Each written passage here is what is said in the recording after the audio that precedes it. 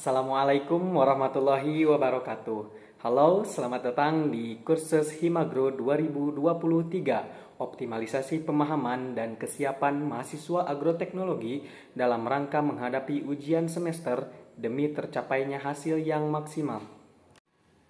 Halo semuanya, mungkin untuk kesempatan pada kali ini akan dipandu oleh saya selaku MC, yaitu Fahmi Abdul Aziz dari Agroteknologi tahun 2020. Teman-teman, adapun mata kuliah yang akan kita review pada kesempatan kali ini adalah mata kuliah Fisiologi Tumbuhan. Yang akan disampaikan oleh pemateri yang sangat luar biasa, dia adalah Hanna Nurhanifah dari Agroteknologi tahun 2020. Pasti teman-teman sudah agak sabar ya untuk melihat review materi dari Hanna. Tanpa basa-basi, tanpa lama-lama, kepada Hanna Nurhanifah, waktu dan tempat saya persilahkan. Terima kasih kepada moderator yang telah memberikan saya kesempatan untuk menyampaikan materi. Materi yang akan saya sampaikan adalah mengenai mata kuliah Fisiologi Tumbuhan. Bahasan materi yang akan disampaikan yang pertama adalah pendahuluan, yang kedua adalah absorpsi, yang ketiga adalah transport aktif, yang keempat adalah transportasi, dan yang kelima mengenai transpirasi. Fisiologi itu berasal dari bahasa Yunani yang berarti fisis atau alam, dan logos adalah ilmu, di mana fisiologi itu bisa dikatakan sebagai ilmu yang mempelajari tentang alam. Lalu ada yang namanya fisiologi tumbuhan.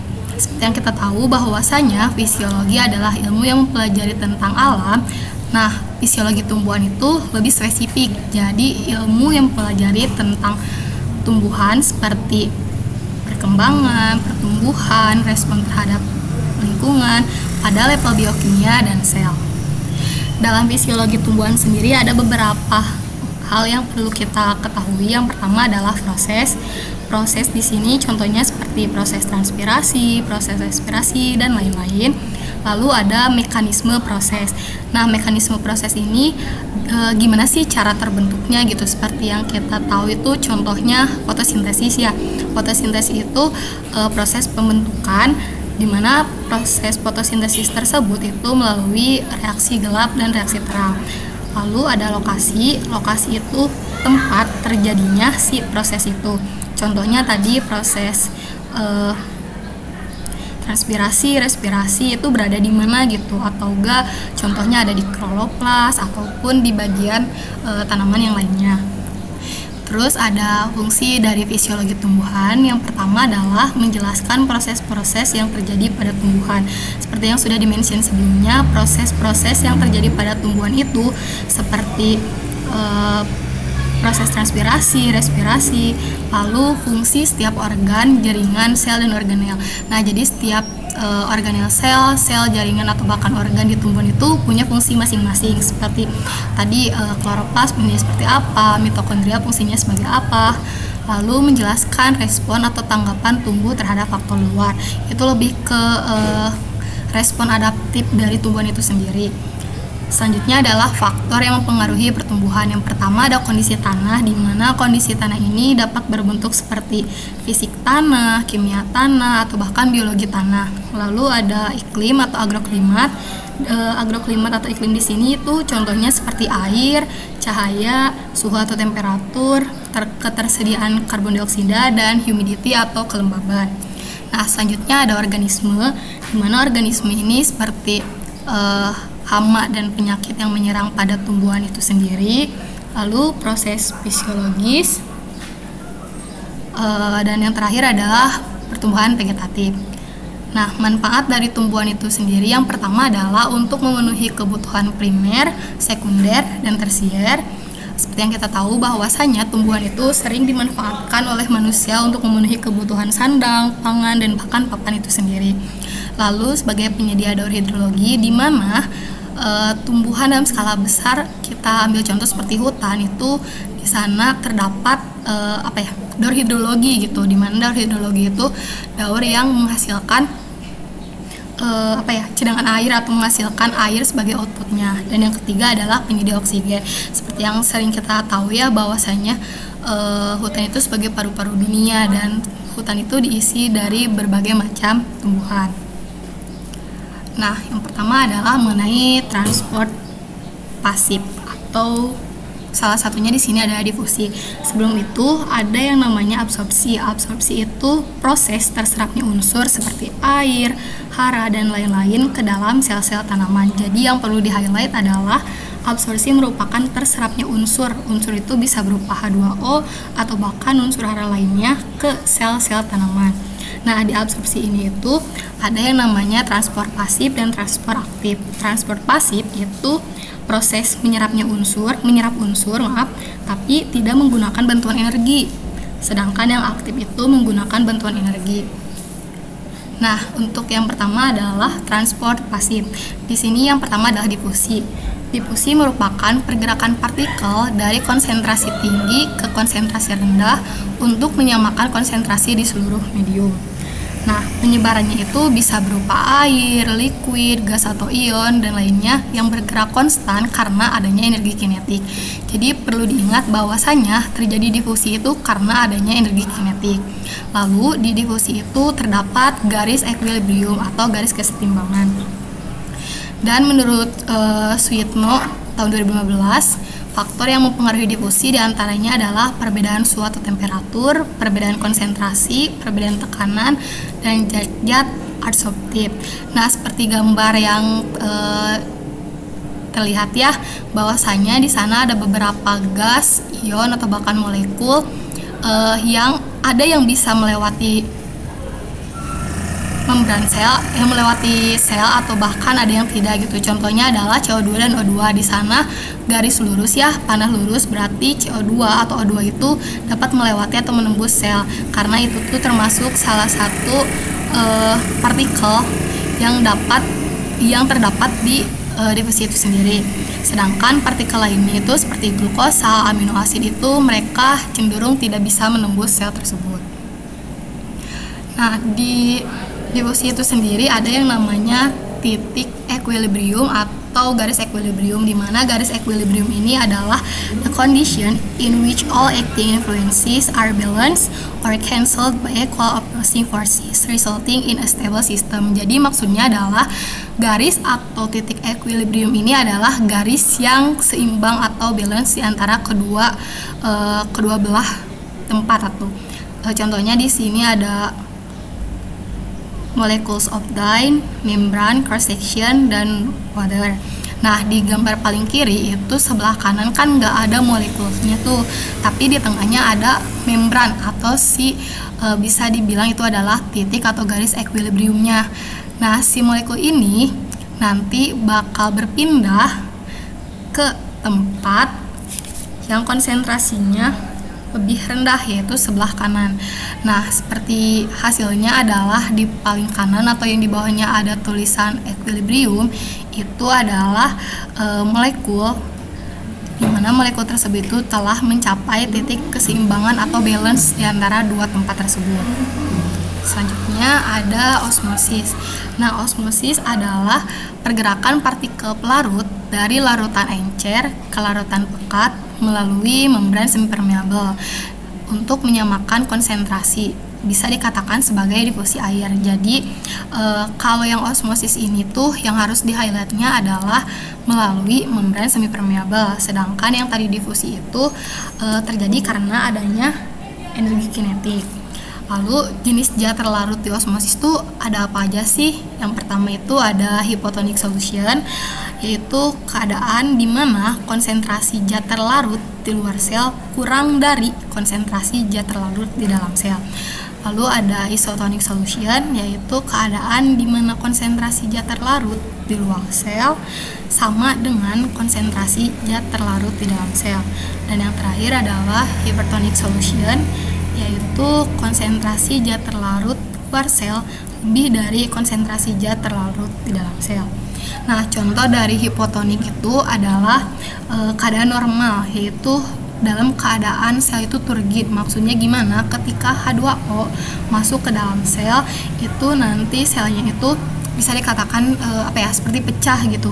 Namun itu dalam keadaan hipotonik. Sedangkan dalam isotonik itu atau bisa dikatakan sebagai flaccid, keadaan lemah, di mana H2O itu keluar masuk. Jadi ada yang H2O masuk ke sel, ada H2O yang keluar sel.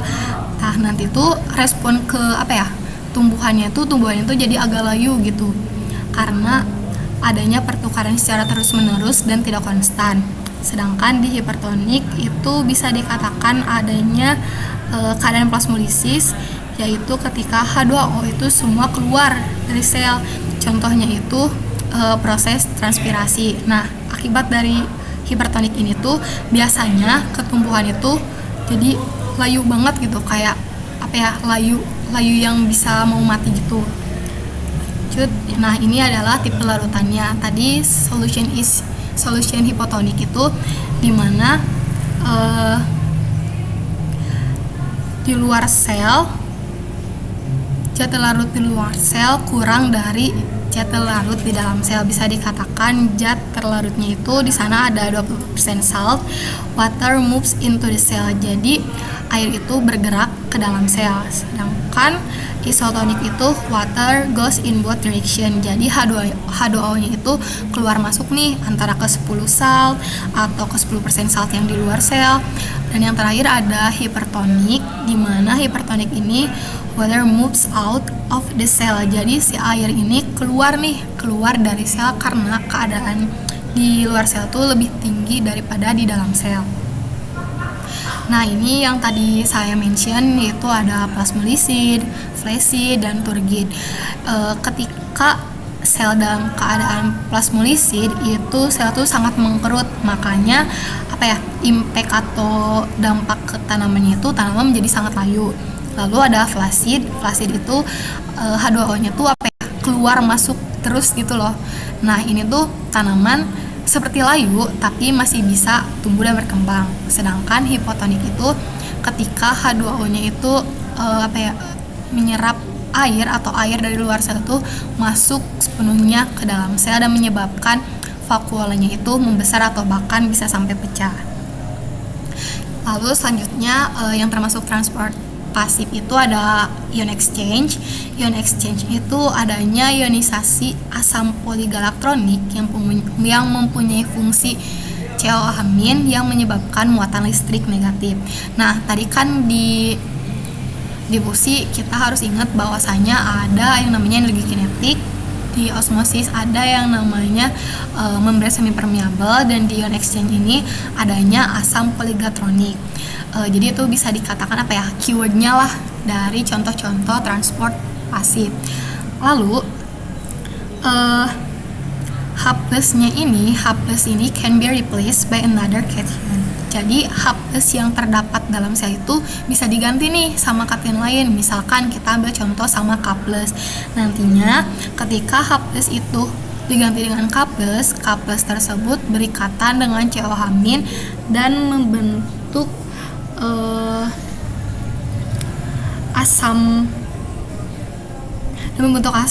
poligalaktronik.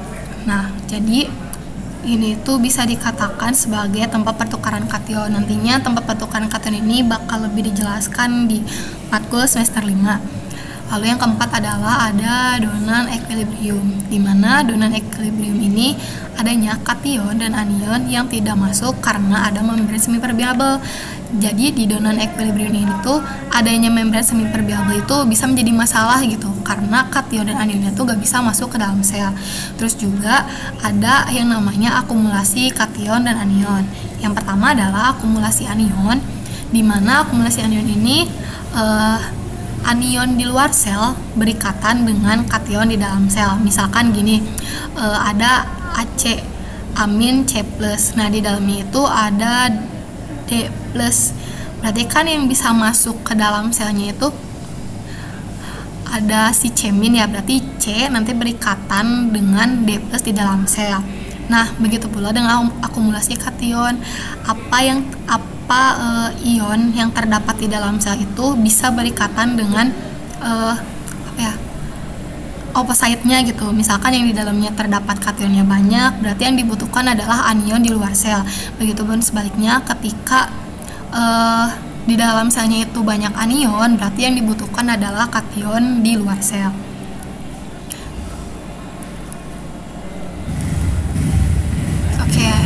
adalah imbibisi. Imbibisi adalah masuknya air pada pipa kapiler melalui imbiban dari konsentrasi rendah ke konsentrasi tinggi disebabkan adanya afinitas antara air di luar imbiban dengan yang di dalam imbiban. Jadi keywordnya di imbibisi ini adanya kegiatan yaitu masuknya air pada pipa kapiler namun melalui imbiban. Jadi imbibisi itu erat kaitannya dengan imbiban.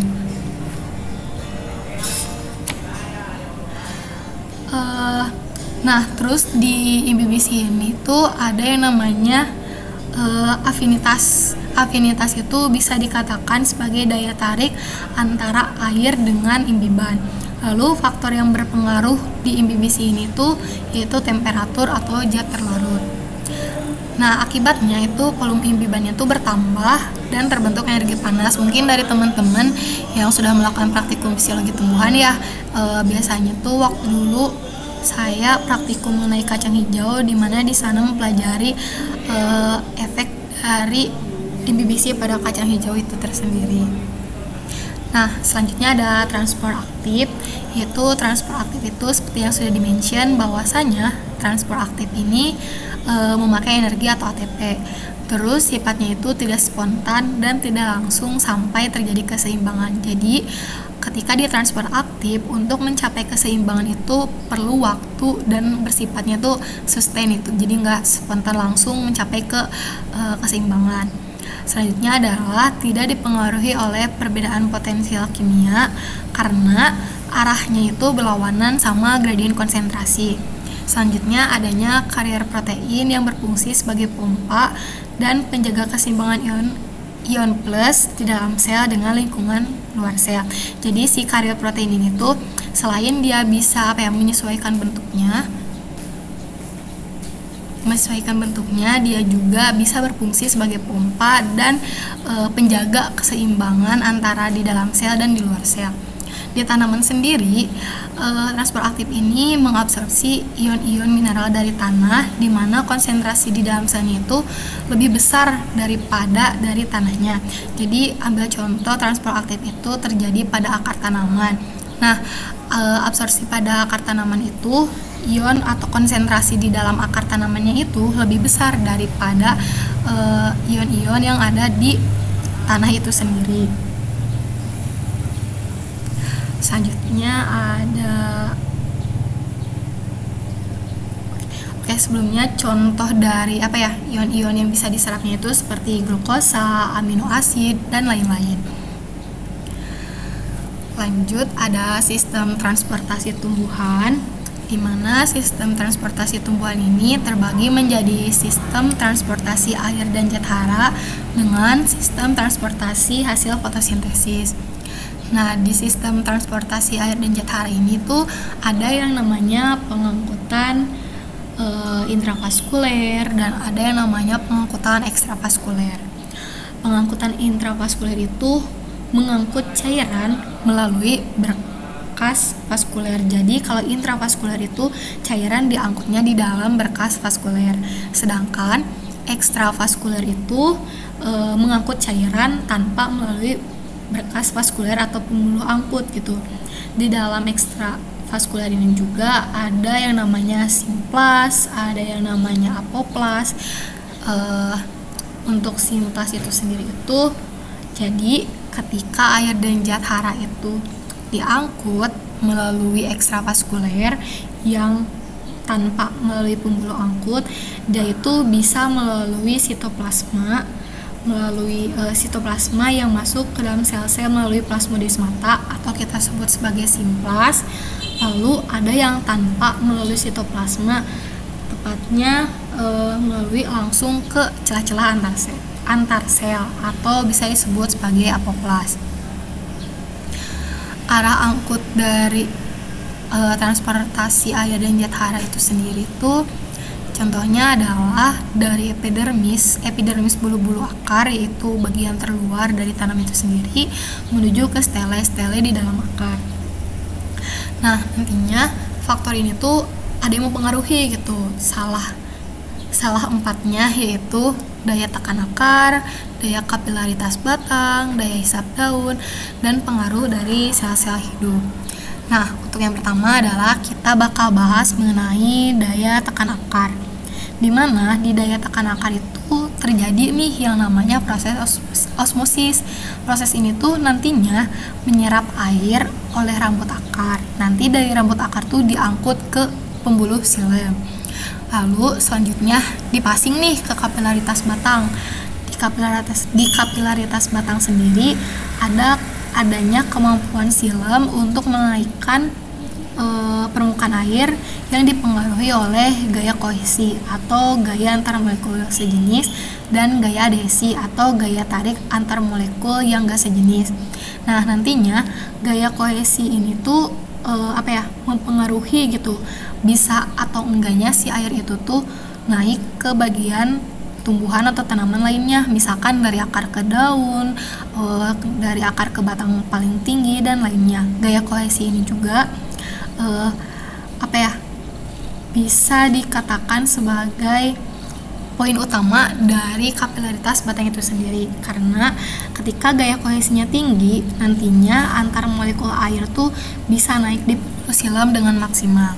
Selanjutnya ya ada daya hisap daun, di mana daya hisap daun itu terjadi karena ada tekanan osmosis daun yang lebih tinggi daripada sel batang.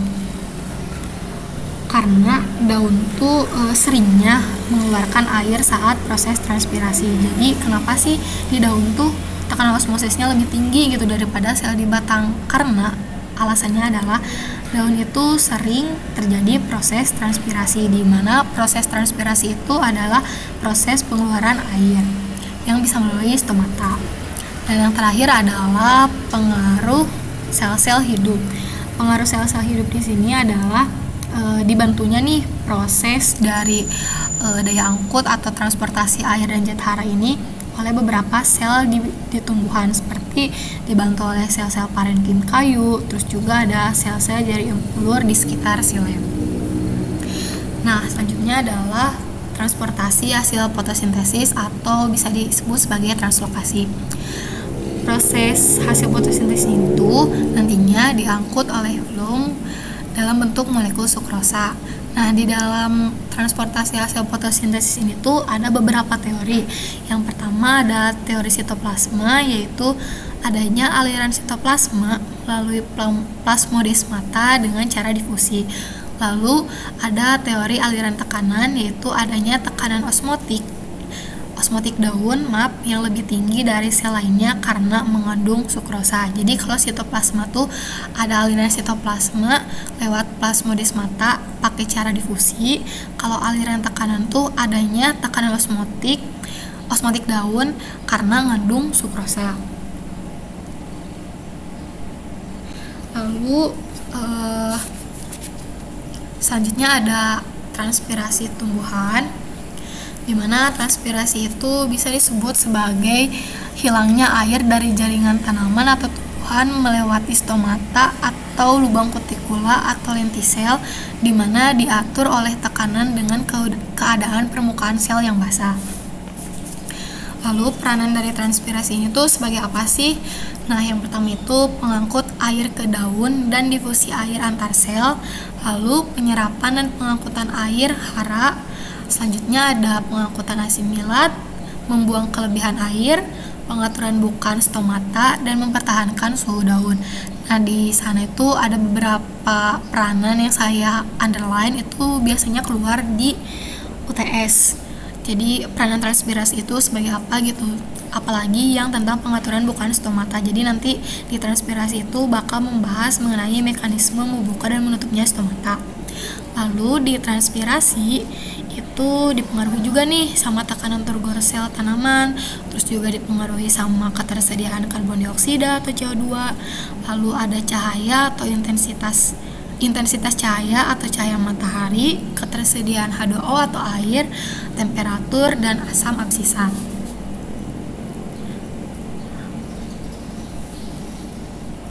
Nah, ada juga nih dampak dari transpirasi itu apa? Seperti yang sudah tadi sempat saya mention, bahwasanya transpirasi itu bisa berdampak buruk bagi tanaman ketika tanaman tersebut mengalami transpirasi yang berlebihan atau seperti yang kita kenal sebagai evapotranspirasi.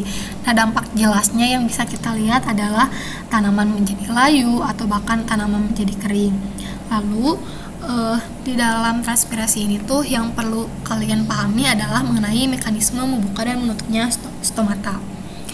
Nah, di sini itu ada closed stoma, attachment between guard cell, water molecule, cellulosa fibers, dan open stomata.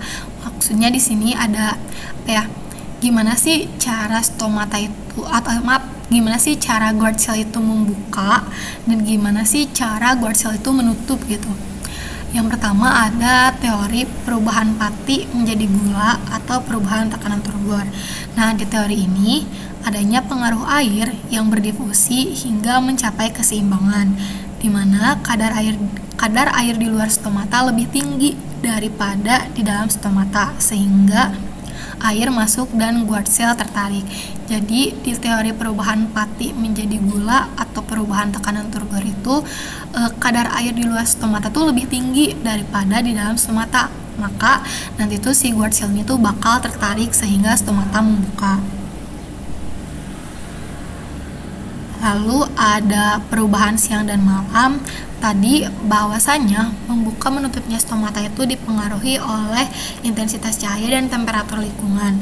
Ketika cahaya itu meningkat atau dalam keadaan panas lingkungannya, itu tuh air akan menguap lebih banyak dan akan meningkatkan transpirasi.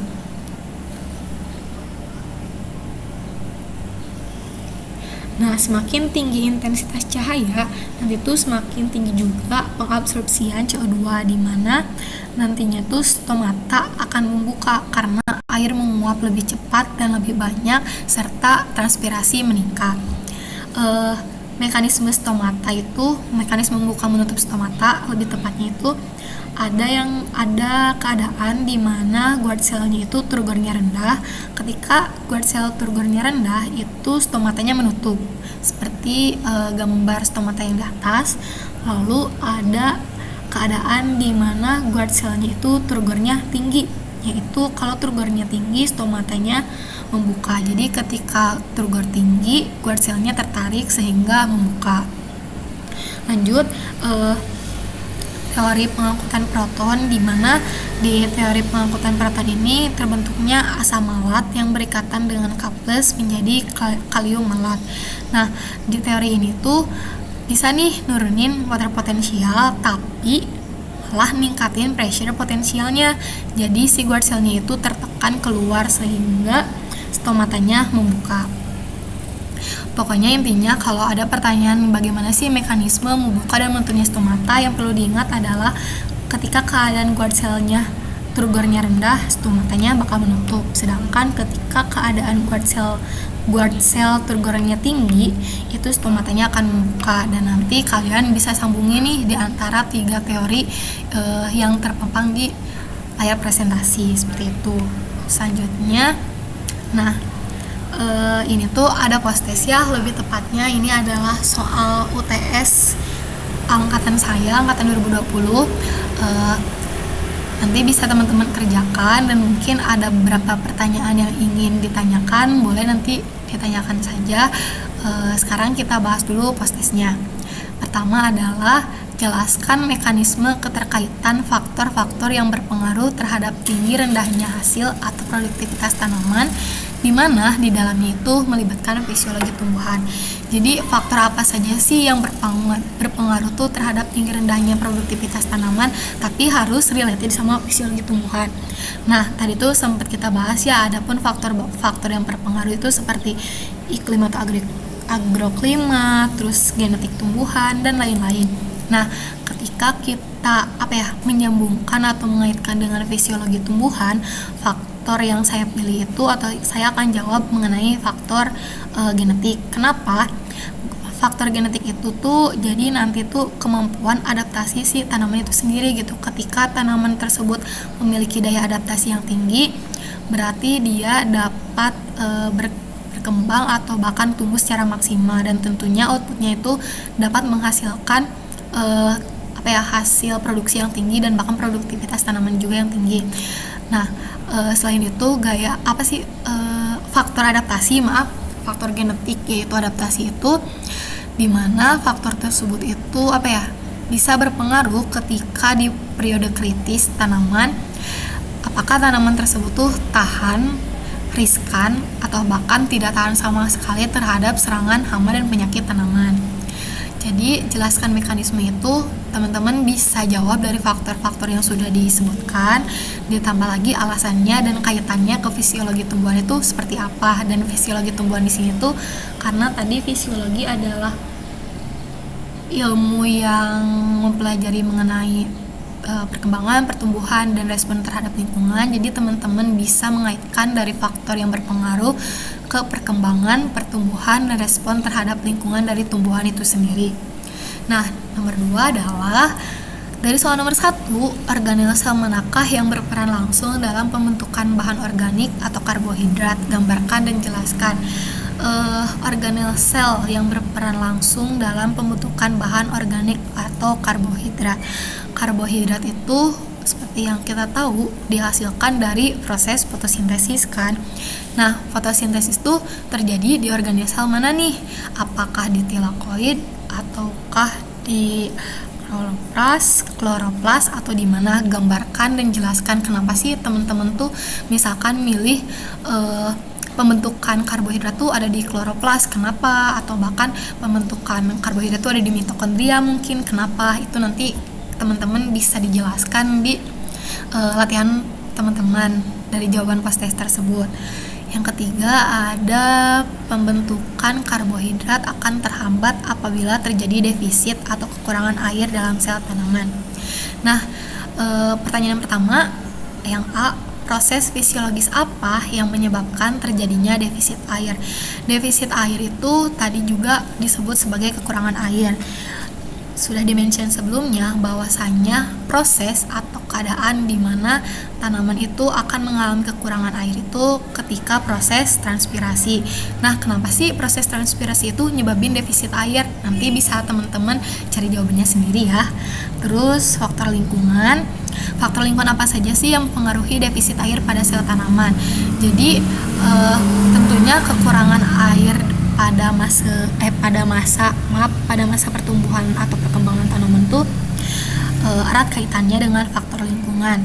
Nah, kenapa sih faktor lingkungan yang seperti apa dan harusnya idealnya seperti apa yang bisa yang menghindari atau tidak mempengaruhi defisit air pada sel tanaman? Karena kandungan air di tanaman itu sangat penting bagi proses fotosintesis dan nantinya juga akan mengganggu ke proses-proses lainnya. Jadi teman-teman bisa nih cari kenapa sih faktor lingkungan tuh bisa mempengaruhi ke defisit air. Contohnya kayak lagi musim kemarau, kenapa bisa mempengaruhi defisit air dan lainnya.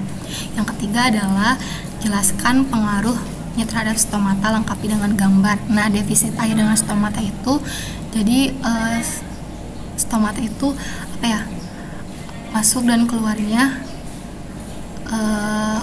H2O ke daun yaitu melalui stomata. Jadi stomata itu bisa dikatakan sebagai pintu atau awal mula dari proses-proses lainnya di daun. Salah satunya adalah proses fotosintesis. Nah, ketika tumbuhan atau tanaman tersebut mengalami defisit atau kekurangan air, tentunya stomata itu bisa dikatakan akan mengalami beberapa hal yang tidak seharusnya. Nah, itu nanti bisa jelaskan nih kenapa sih defisit air tuh berpengaruh ke stomata. Misalkan ketika defisit air tuh stomatanya dalam keadaan seperti apa? Apakah turgornya rendah atau turgornya tinggi, dan mungkin itu tuh pengaruhnya seperti apa dan pengaruh ke stomatanya seperti apa dan pengaruh ke tanamannya seperti apa. Nanti kalian bisa gambar nih stomata dalam keadaan yang defisit air dan stomata dalam keadaan idealnya itu seperti apa.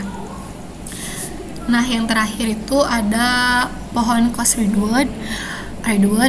Akarnya itu menancap ke tanah dan tajuknya menjulang menyerap cahaya matahari seolah menyentuh langit. Jadi pohon Coast Redwood ini tuh pohon yang tinggi banget, dimana akarnya tuh yang seperti kita tahu ya bahwa akar tumbuhan, apalagi tumbuhan perhutanan itu di bawah tanah, tapi batangnya itu bisa tumbuh hingga kurang lebih 20-30 meter gitu. Nah, jelaskan teori-teori yang membahas mengapa air yang diserap akarnya tuh bisa ngirimin ke pucuk yang berada jauh di atas tanah, atau bisa kita anggap sebagai pucuk tertinggi dari pohon itu sendiri. Misalkan nih, tadi kita ke proses transportasi, di mana proses transportasi itu kan ada faktor yang daya tekan akar nih, berarti awalnya dari daya tekan akar. Gimana sih dari akarnya si redwood ini tuh menyerap air atau menyerap hara, tapi dia tuh bisa sampai ke pucuk paling atas si pohonnya itu. Berarti kan ada beberapa faktor ya. Yang pertama ada faktor daya tekan akar. Daya tekan akarnya seperti apa nanti bisa kalian jelaskan. Lalu ada daya kapilaritas batang. Nah, daya kapilaritas batang di Coast redwood tuh kira-kira seperti apa nih? Kenapa teman-teman tuh menyantumkan atau menyebutkan bahwa daya kapilaritas batang itu berpengaruh gitu. Lalu juga ada daya hisap daun. Daya hisap daunnya itu seperti apa, dan pengaruh sel-sel hidupnya tuh pada pohon Coast redwoodnya tuh seperti apa. Nah, itu empat post test ini atau 4 pertanyaan ini bisa teman-teman jawab ya, sebagai bahan belajar juga dari materi yang sudah disampaikan. Sekian dari saya, terima kasih. Jadi saya juga nyantumin referensi ya, di sini ada beberapa referensi. Misalkan ini referensi nomor 1 tuh dari jawaban saya seperti ini, terus juga nomor 2 jawaban saya seperti ini, nomor 4 jawaban saya seperti ini. Jadi nanti bisa dimodifikasi atau bisa ditambahkan menurut pandangannya teman-teman. Terima kasih, saya kembalikan kepada moderator. Waalaikumsalam warahmatullahi wabarakatuh. Wah, bagus sekali gitu ya, Masya Allah, penyampaian materi terkait dengan mata kuliah fisiologi tumbuhan yang telah disampaikan oleh Cehana Nur Hanifah ini gitu ya.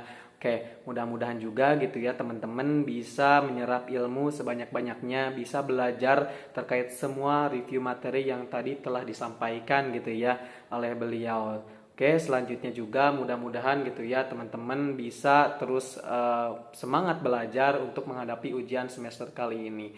Oke, untuk selanjutnya saya Fahmi Abdul Aziz selaku MC pada kesempatan kali ini pamit undur diri gitu ya teman-teman. Oke, jangan lupa gitu ya untuk semuanya, jangan lupa like, subscribe dan juga komen gitu ya pada YouTube channel Himagro Unsil ini gitu ya. Oke. Terima kasih atas perhatiannya. Wassalamualaikum warahmatullahi wabarakatuh.